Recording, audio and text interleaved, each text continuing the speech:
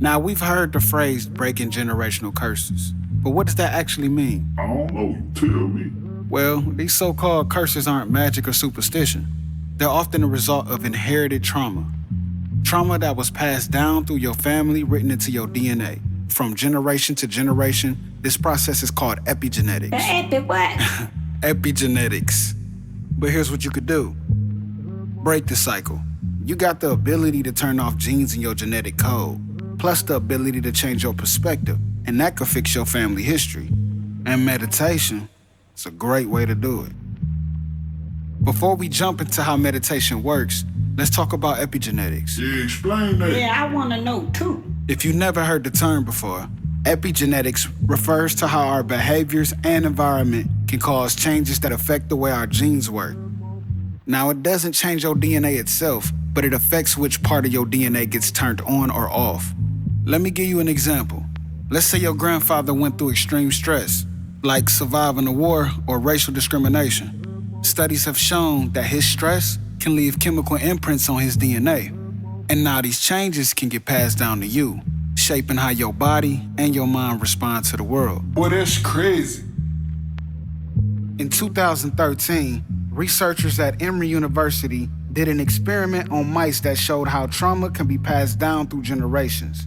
They took two groups of mice and exposed both of them to the scent of a cherry blossom. But one group was given an electric shock every time they smelt the scent, which caused them to develop a fear of it. These mice, their offspring and their grandchildren, had showed the same fear response even though they've never been shocked, while the other group of mice and their offspring remained neutral to cherry blossoms. Dang, imagine being scared of a smell. Girl, you were scared to come here. That's different though. Mark Wolynn, in his book It Didn't Start With You, explains that these inherited traumas can show up in ways we didn't even realize, like fear, anxiety, or self-sabotage. He calls these family loyalties, where we unconsciously carry our ancestors' pain as if it's our own. Now here's where we can change that. In Becoming Supernatural, Dr. Joe Dispenza explains that meditation isn't just about relaxing. It's about rewiring your brain and body. Now, when you meditate, you enter a state of deep relaxation. This reduces stress hormones like cortisol, which keeps trauma cycles alive. At the same time, meditation increases the production of healing chemicals like serotonin and oxytocin, which can literally repair your cells and change your gene expression. In Becoming Supernatural, Joe Dispenza shares a story of a woman who suffered from severe PTSD. Through daily meditation, she was able to calm her nervous system, reduce her body's stress response, and even shift her DNA. By changing her emotional state, she rewrote the chemical instructions her body was following. And this ain't just a theory. It's studied and tested science. Alright, so look, I get that we can change our genes with meditation, but you still ain't say how. Like, what we gotta do, just meditate? Like that? That's it? Girl, stop, you crazy. Nah, I get it. But in order for this to work, there's an understanding and perspective that needs to be paired with meditation. See, breaking a generational curse starts with awareness. And Mark Wolynn explains that many of us repeat our family's patterns without realizing it. Meditation gives you the space to step back and see these patterns clearly.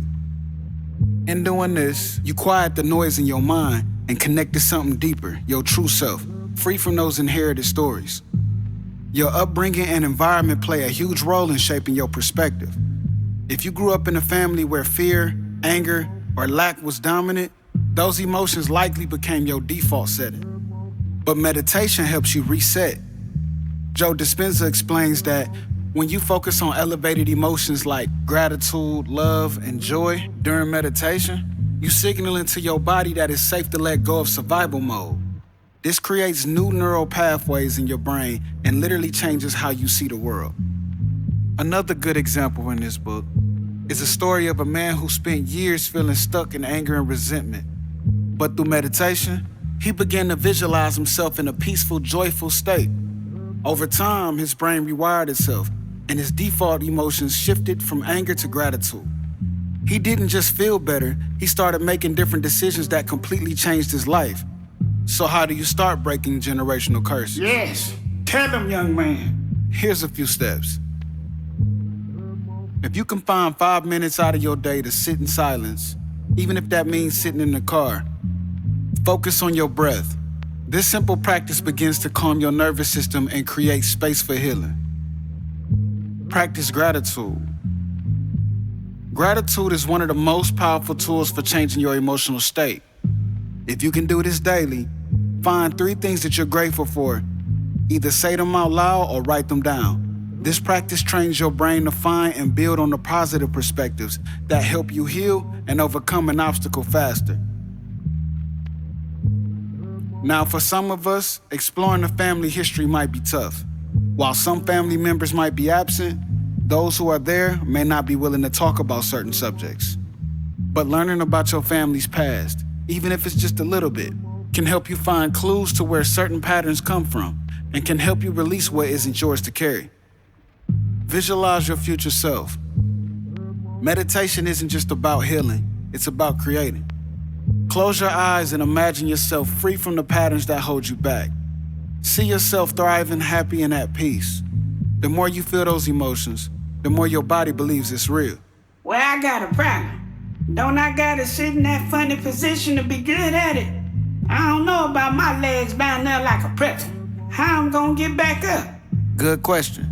Well, you don't actually have to sit in a position with your legs crossed on the floor.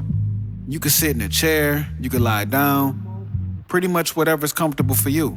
Just keep in mind if you're lying down, you might fall asleep, and that's okay too. Just do what's comfortable for you. And it could be as simple as this. Let's try a quick exercise together. Sitting where you are now. If you feel safe to close your eyes, do so because it'll help with your focus. But if not, you can still accomplish it with your eyes open too. Now let's slowly inhale deep. Now exhale fully. One last time. Inhale deeply. Now exhale fully. What you just did was practice taking control of your attention, shifting it away from your problems and emotions, even if they're still there for now. You've started training your brain to listen to you, and with enough practice, your body will begin to follow. Breaking the generational curse isn't just about you. It's about the generations that come after you. When you heal, you create a ripple effect that impacts your children, your grandchildren, and everyone around you. Meditation is more than just sitting quietly. It's an act of rebellion against the patterns that held you and your family back. It's a tool for reclaiming your power, rewriting your story, and building a legacy of peace and abundance. Now, this work isn't easy, but it's worth it. You have the power to heal, grow, and transform, not just for yourself, but for everyone who came before you and everyone who comes after you. And if you know anybody who needs to hear this message, feel free to share it.